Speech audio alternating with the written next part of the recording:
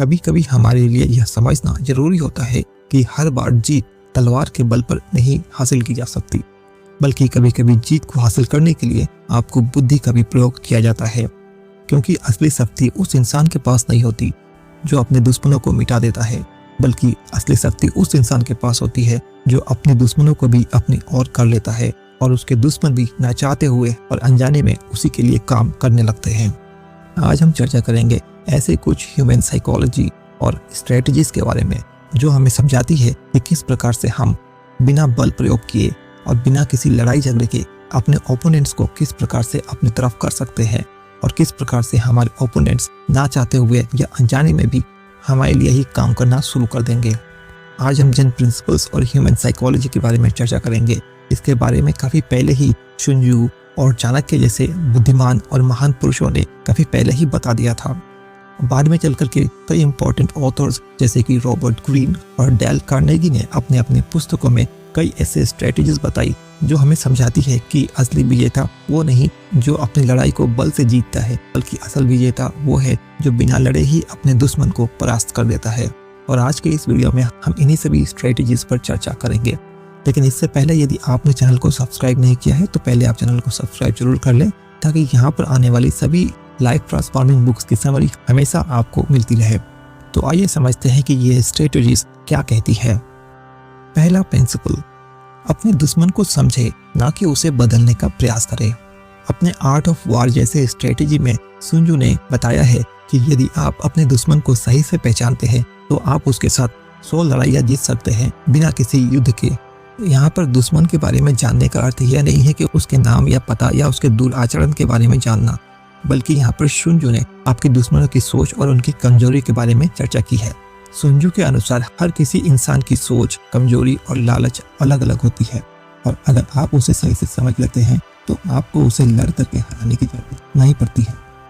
मिसाल के तौर पर यदि आप किसी ऑफिस में काम करते हैं और वहाँ पर काम करने वाला कोई दूसरा एम्प्लॉय आपका सबसे बड़ा ओपोनेंट है, तो आपको उसके साथ सीधी तरीके से टकराने की जरूरत नहीं है, बल्कि इसके स्थान पर आपको पहले उसे समझना होगा, उसके ईगो और उसके इंटरेस्ट को सही से समझना होगा और आगे चल करके उसे ऐसे काम देने होंगे जिससे उसका खुद का बड़ा नाम हो, लेकिन साथ ही साथ फायदा आपको पहुंचे।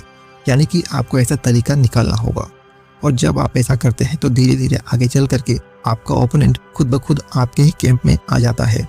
और ये वो तरीका है जिसमें आप अपने दुश्मन के साथ बिना लड़े ही उसे अपनी तरफ कर लेते हैं।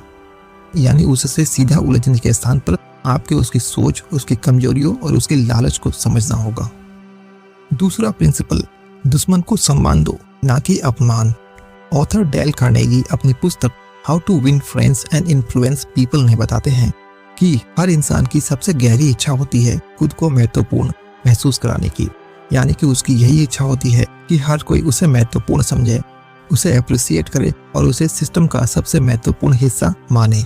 और ऐसे में यदि आप उस व्यक्ति को सम्मानित करने के स्थान पर अपमानित करते हैं तो आप स्वयं के लिए आगे चल करके भविष्य में अपने लिए समस्याएं पैदा करते हैं। ऐसे में ऑथर कार्नेगी यही बताते हैं कि आपके लिए सबसे अच्छा यही होता है कि आप अपने ओपोनेंट्स यानी अपने विरोधियों को सम्मानित महसूस कराएं, क्योंकि जब आप ऐसा करते हैं तो उसके अंदर की क्रोध और ईर्ष्या कम हो जाती है, और यही वो पहला स्टेप होता है जिससे आप अपने विरोधी को भी अपने पक्ष में करने के करीब पहुंच जाते हैं। ह्यूमन साइकोलॉजी भी यही कहती है कि लोग उसी के करीब रहना चाहते हैं जो उन्हें महसूस कराते हैं कि वे उनके लिए काफी मायने रखते हैं। इस तरीके की घटनाएं हमने कई बार पॉलिटिक्स में होते हुए भी देखी है। कई बार पॉलिटिशियन अपने ओपोनेंट्स का भी तारीफ करते हैं, क्योंकि ऐसा करके वे अपने ओपोनेंट के ईगो को संतुष्ट करते हैं और एक ऐसा रास्ता बनाते हैं जिसमें धीरे धीरे आगे चल करके वही ओपोनेंट उनके साथ जुड़ जाते हैं। इसीलिए ऑथर ने सम्मान देने को एक हथियार बताया है, और उनके अनुसार यह एक ऐसा हथियार है जिसके बल पर आप बिना लड़े ही अपने ओपोनेंट को अपने पक्ष में कर लेते हैं। तीसरा प्रिंसिपल, कभी भी अपने दुश्मन को पूरी तरीके से खत्म मत करो।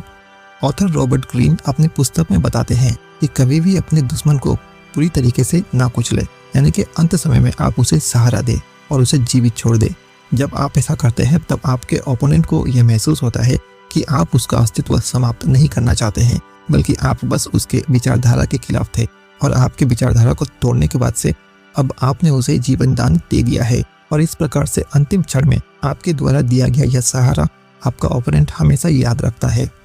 इस प्रकार की घटनाओं को हमने कई बार इतिहास में होते हुए भी देखा है। पुराने समय में कई बार राजाओं के बीच आपस में जब लड़ाई होती थी तो युद्ध में जीतने वाले राजा कई बार पराजित हुए राजाओं को जीवन दान दे देते थे और उन्हें ऐसा महसूस कराते थे कि वो उनके दुश्मन नहीं है, बल्कि वे बस उसका अहंकार को तोड़ना चाहते थे। और अंत में वे उसे सहारा देते हुए अपने ही राज दरबार में कोई मंत्री पद भी प्रदान कर देते थे। और इस प्रकार से राजा जब अपने ही दुश्मन को सम्मान दिया करते थे तो आगे चल करके उनके दुश्मन ही उनकी सबसे बड़े वफादार बन जाते थे।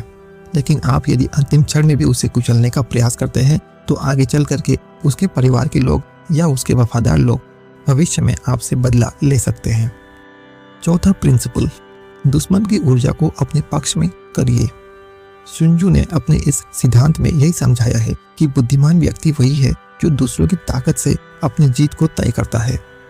यानी कि अगर कोई व्यक्ति आपके खिलाफ अपनी ऊर्जा को लगा रहा है तो आप उस ऊर्जा को डिस्ट्रॉय ना करें बल्कि उसे डाइवर्ट कर दें, क्योंकि जब आप ऐसा करते हैं तो आप स्वयं की भी रक्षा करते हैं, साथ ही साथ आपके ऐसा करने से आपका ओपोनेंट भी काफ़ी ज़्यादा कंफ्यूज हो जाता है। या फिर आप उसे ऐसा महसूस कराएं कि उसकी ऊर्जा ने काफ़ी बड़े काम किए हैं और आप भी आगे चल करके उसे इस काम को करने में मदद करना चाहते हैं। उदाहरण के तौर पर यदि आपके किसी विरोधी में लीडरशिप क्वालिटीज़ है तो आप उसे जिम्मेदारियां प्रदान करें। आप उसे ऐसी जिम्मेदारियां दें जहां पर वो अपने लीडरशिप क्वालिटी को आगे बढ़ा सके, ना कि आपके खिलाफ उसका प्रयोग करे। इसीलिए महान चाणक्य ने भी यही कहा है कि शत्रु को हमेशा किसी न किसी कार्य में उलझा करके रखो, ताकि जब वह व्यस्त रहता है तो उसका मन आपके खिलाफ नहीं होता है। पांचवा प्रिंसिपल, तुम्हारा व्यवहार तुम्हारी रणनीति।